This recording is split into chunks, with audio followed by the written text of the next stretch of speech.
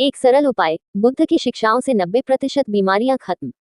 ये कहानी अर्जुन नामक एक युवक की है, जो एक सफल नौकरी और अच्छे परिवार के बावजूद शारीरिक और मानसिक परेशानियों से घिरा हुआ है। उसके पास जीवन की सभी सुख सुविधाएं हैं, परंतु वह बीमारियों से त्रस्त है। जब कोई भी दवाई या इलाज काम नहीं करता, तो अर्जुन का जीवन और भी निराशाजनक हो जाता है। उसी समय उसे गौतम बुद्ध की शिक्षाओं पर आधारित एक भिक्षु के बारे में पता चलता है, जो एक सरल उपाय से 90% बीमारियों का इलाज करता है। अर्जुन इस भिक्षु से मिलने और अपने जीवन को बदलने की यात्रा पर निकलता है। अर्जुन की पीड़ा और संघर्ष। अर्जुन के जीवन के इस हिस्से में उसकी परेशानी और निराशा को विस्तार से दर्शाया गया है। अर्जुन की उम्र 30 साल है। उसने एक अच्छी कंपनी में उच्च पद प्राप्त किया है। परिवार में भी सब कुछ ठीक चल रहा है, लेकिन अचानक उसे कई शारीरिक समस्याएं घेर लेती हैं। उसे हर समय थकान, अनिद्रा, पेट की समस्याएं और बार बार सर्दी जुकाम हो जाते हैं। डॉक्टर उसे कुछ दवाइयां देते हैं, लेकिन कोई भी दवाई स्थायी रूप से उसका इलाज नहीं कर पाती। वह दिन प्रतिदिन कमजोर होता जा रहा है। अर्जुन की समस्या केवल शारीरिक नहीं, मानसिक भी हो गई है। उसकी मानसिक शांति भंग हो चुकी है और उसे जीवन में कोई उम्मीद नजर नहीं आती। एक दिन अर्जुन की माँ उससे कहती है, बेटा, केवल डॉक्टर ही नहीं, बल्कि अपने जीवन की आदतों को भी बदलने की कोशिश करो।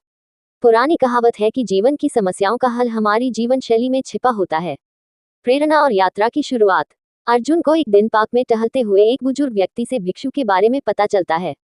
वह व्यक्ति बता रहा था, मैंने अपनी जिंदगी में कई बीमारियों का सामना किया, परंतु एक भिक्षु से मिलने के बाद मेरी सारी बीमारियां खत्म हो गईं। उसने मुझे एक साधारण तरीका बताया, जो हमारे भोजन में एक साधारण चीज को शामिल करने पर आधारित था। अर्जुन इस बात को सुनकर अचरज में पड़ जाता है। वह तय करता है कि उसे इस भिक्षु से मिलना होगा और इस रहस्यमय उपाय को समझना होगा।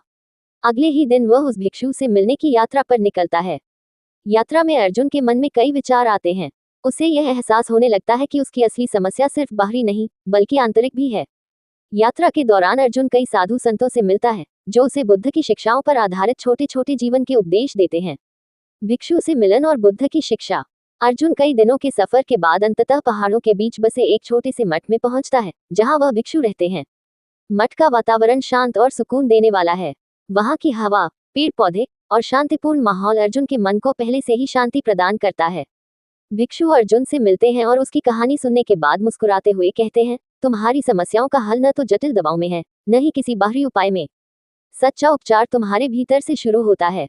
बुद्ध ने भी कहा था कि हमारे शरीर और मन के बीच का संतुलन बिगड़ने से ही बीमारियां होती हैं।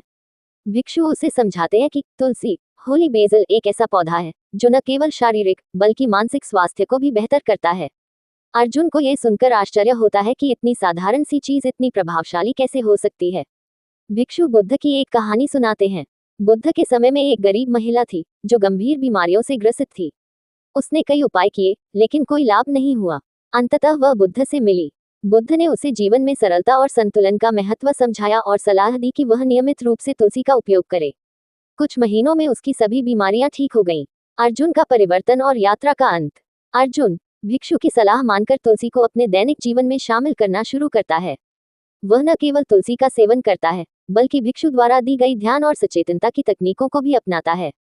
कुछ ही हफ्तों में अर्जुन को अपने स्वास्थ्य में सुधार महसूस होने लगता है। उसकी बीमारियां धीरे धीरे खत्म होने लगती हैं।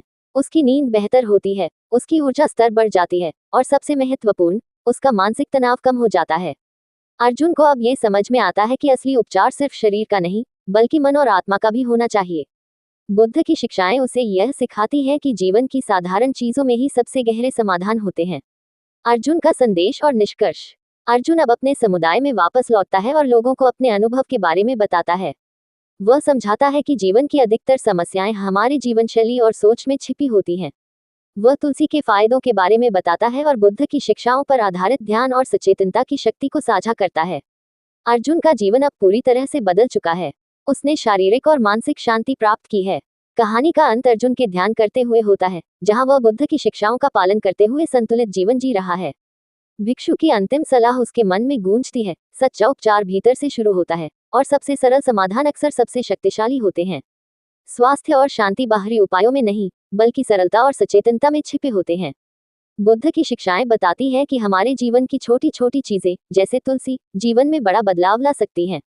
जब शरीर और मन में संतुलन होता है, तो अधिकतर बीमारियां स्वतः ठीक हो जाती हैं।